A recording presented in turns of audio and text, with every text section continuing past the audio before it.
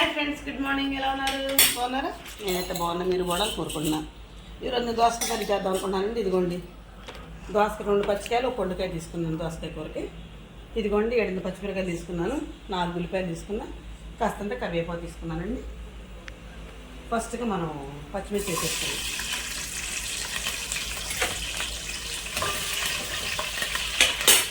కరివేపాకు ఎక్కువ వేసుకుంటే కంపెనీ వేసుకోండి. కరివేపాకు వేసుకోండి,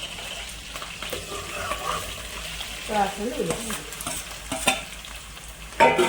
చక్కగా దీన్ని మనం మంచిగా కొద్దిగా ఆయిల్ వేసానండి. 1 పండు దోసకాయ, 2 పచ్చి దోసకాయలు. కూర చాలా టేస్ట్ ఉంటుందండి. చక్క పుల్లగా గుజ్జు గుజ్జుగా ఉంటుందండి కూర. మొత్తం పచ్చి దోసకాయలతో కూర కాకుండా పండు దోసకాయ వేసుకుని కూర వండుకుంటే బాగుంటుంది. పెద్ద ముక్కలుగా కోసుకుంటే ఉప్పు, కారం, పసుపు దాన్ని పడితే చాలా మంచిగా అనిపిస్తుంది కూర. దీన్ని వేగనిద్దామండి. దీనికి కావాల్సింది పసుపు, సాల్ట్, ఇంకంతే. కారం వేయనండి ఈరోజు.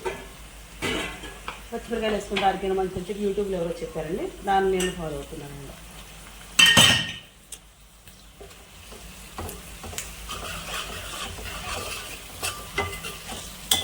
ఇంతమైంది చిన్న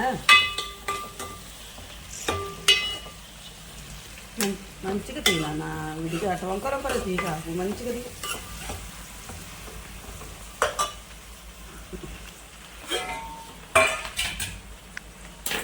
ఉప్మా చేస్తే ఎవ్వరు ఉప్మా తిన్నారు.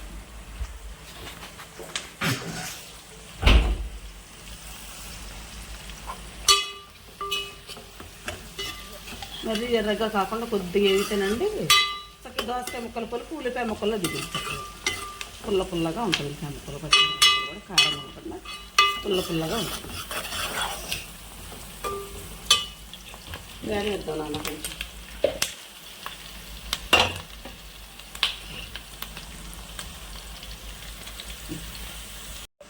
చక్కగా ఉల్లిపాయలు, పచ్చిమిరకాయలు మంచిగా సన్న మంట మీద వదిలి కొద్దిగా సాల్ట్, పసుపు వేసేసుకున్నాను. పసుపు వేసేసాను, సాల్ట్ కూడా వేసేస్తున్నానండి. ముక్కల పైన అయితే ఒక ముక్క పట్టదని చెప్పి నేను ఇప్పుడు తాలింపులు ఈ విధంగానే వేస్తాను. చక్కగా ఉప్పు, పసుపు వేస్తాను కదా. ఇప్పుడు ముక్కలు వేసేసుకున్నాను. అమ్మ పోయిన తిప్పి మనం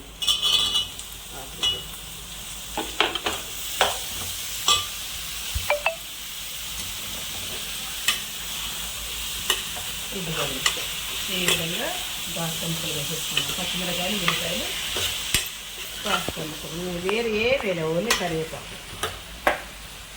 చూస్తారండి. చక్కగా దీన్ని ఇప్పుడు మనం 1 పావుగంట సేపు మంచిగా మగ్గనిచ్చుకుందాం.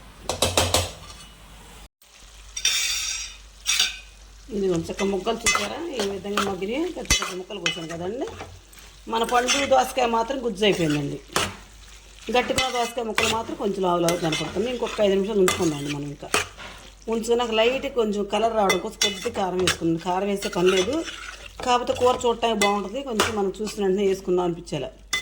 ఆయిల్ చూసా పండమ్మ అస్సలు లేకుండా వండుతున్న కూర పండమ్మ వండుతున్నారండి. నేను ఎక్కువ వాటర్తోనే చేస్తాను ఈ కూర చేసిన. ఇది కొంచెం కూర మంచిగా మగ్గిపోయింది. వాటర్లో కొద్దిగా లైట్ కారం, 1 చెంచా కారం వేస్తానండి. ఎందుకంటే పచ్చిమిరకాయలు ఎక్కువ వేస్తాను కాబట్టి మళ్ళీ ఘాటుకుంటే కొద్దిగా కారం వేస్తాను.